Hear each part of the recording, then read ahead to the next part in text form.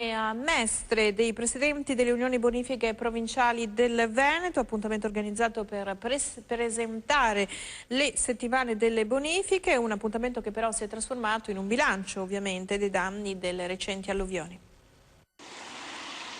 Soluzioni per evitare allagamenti ce ne sono, ma attuarle non è così immediato e richiede un percorso, al meglio se condiviso. È il pensiero di Giuseppe Romano, presidente dell'Unione Veneta Bonifiche. A pochi giorni da una inattesa emergenza per molte zone del Veneto, allarga le braccia e spiega come sia la meteorologia, innanzitutto, ad essere cambiata.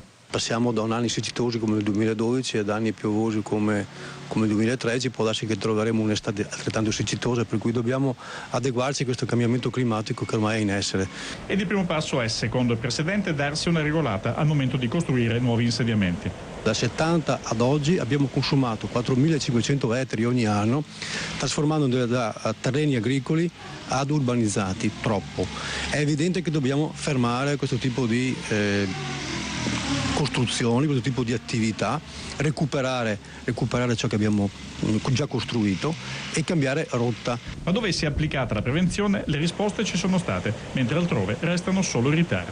A monte di Castelfranco ci sono bacini per oltre 2 milioni di metri cubi che vengono invasati, questo ha consentito alla città di Castelfranco di non avere danni, ma poi anche di conseguenza Loreggia, Campo San Piero fino ad Alta Padovana di non avere danni, e questo è la riprova che dove si è programmato e dove si sta programmando le risposte non tardano ad arrivare. Eppure non è così semplice arrivare ad un percorso condiviso. Tutti vogliono i bacini di eliminazione, ma preferirebbero che venissero scavati nei campi di qualche altro comune. Si è fatto un accordo tra Regione, Unione delle Bonifiche e associazioni di categoria, appunto, per dare quelle risposte e trovare quegli accordi che facilitino queste costruzioni.